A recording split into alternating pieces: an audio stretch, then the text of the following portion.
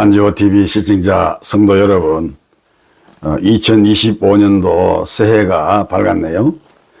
금년 한 해에도 하나님께서 주시는 은혜와 복이 여러분과 가정 그리고 삶의 현장 그리고 자녀들과 우리 자녀들의 학업 위에 그들의 삶의 현장 위에 함께 하시기를 주님의 이름으로 축복합니다.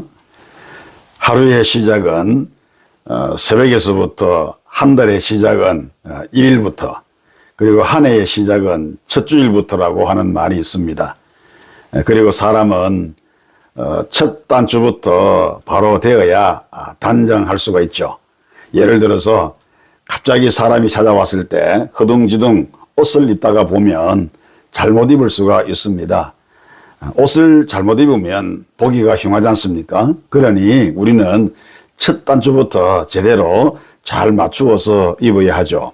그래서 저는 오늘 계시록 20장 1절로 이 6절의 말씀에 근거해서 주님과 함께 승리를 이라고 하는 제목으로 말씀을 드리면서 2025년도 이 새해를 힘차게 출발하고자 합니다.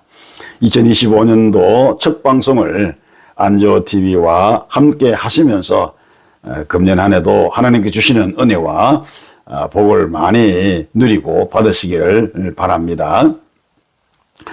승리라고 하는 것은 싸움을 전제로 하는 단어입니다. 그리고 싸움에는 반드시 대상이 있습니다. 우리의 싸움은 영적인 싸움인데 우리 영적인 싸움의 대상자가 누구입니까? 오늘 1절 2절에 보면 또 내가 봄에 천사가 하늘로부터 내려와서 용을 잡으니 곧 예뱀이요 마귀요 사단이라 이렇게 말했습니다. 마귀 혹은 사단이 우리 그리스도인들의 싸움의 대상인 거죠. 왜 그들이 우리의 싸움의 대상입니까? 마귀 혹은 사단은 우리 그리스도인들을 끊임없이 대적하기 때문입니다. 그래서 많은 성도들이 사단의 유혹에 넘어가서 범죄하기도 하고 타락하고 실패하고 좌절하는 것이죠. 본문에 보니까 사단에 대한 호칭을 4가지로 진술을 하고 있습니다. 용, 그리고 예뱀, 마귀, 사단 이렇게 4가지인데 이 모두는 사단을 지칭하는 그런 호칭입니다. 우리는 새해 벽두부터 마귀를 정복해야 합니다. 기도와 말씀으로 무장하여 정신을 차리고 항상 경계를 늦추지 말아야 합니다. 말씀과 기도로 무장하면 절대로 마귀는 우리를 넘볼 수가 없습니다. 주님과 함께 승리하기 위해서는 우리가 어떻게 살아야 하겠습니까? 첫째, 앞서간 믿음의 선진들처럼 순교의 정신을 가지고 우리가 살아가야 합니다.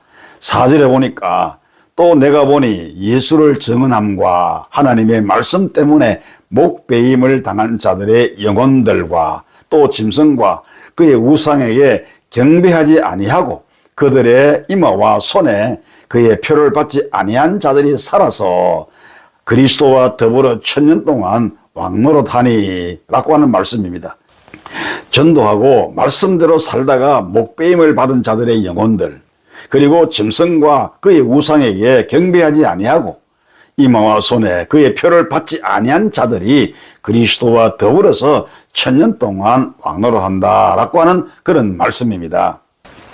이들은 모두 주님을 위해서 생명을 내놓은 영광의 순교자들입니다. 주님을 위해서 목숨을 내놓았기에 그리스도와 더불어서 1000년 동안 왕노릇하게 된다는 것입니다. 오늘 우리도 순교의 정신을 가지고 이 한 해를 살아가야 하겠습니다. 그냥 되는 대로 흐리멍텅하게 살지 말고 참으로 그리스도인다운 삶을 우리는 살아가야 하겠습니다. 그것이 승리하는 비결입니다.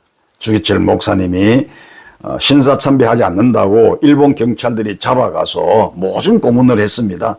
물에 고춧가루를 타서 코에 붓기도 하고 천정에 매달아 놓고 몽둥이로 마구 때리기도 하고 판자에다가 못을 총총 박아놓고 맨발로 그 위를 걷게 하기도 하고 결국에는 독방에 가두었다가 독주사로 독살시켰습니다.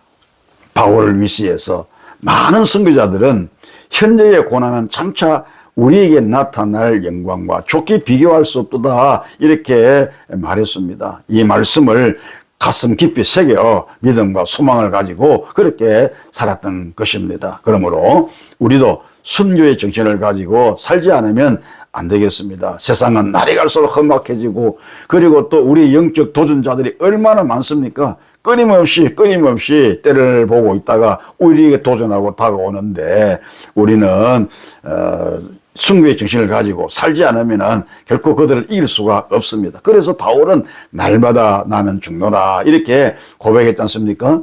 오늘 저와 여러분들도 날마다 주를 위해서 죽는 이런 순교의 정신으로 이 한 해를 살아갈 수 있기를 주의 이름으로 축복합니다. 두 번째, 믿음의 정료를 지키면서 살아가야 합니다.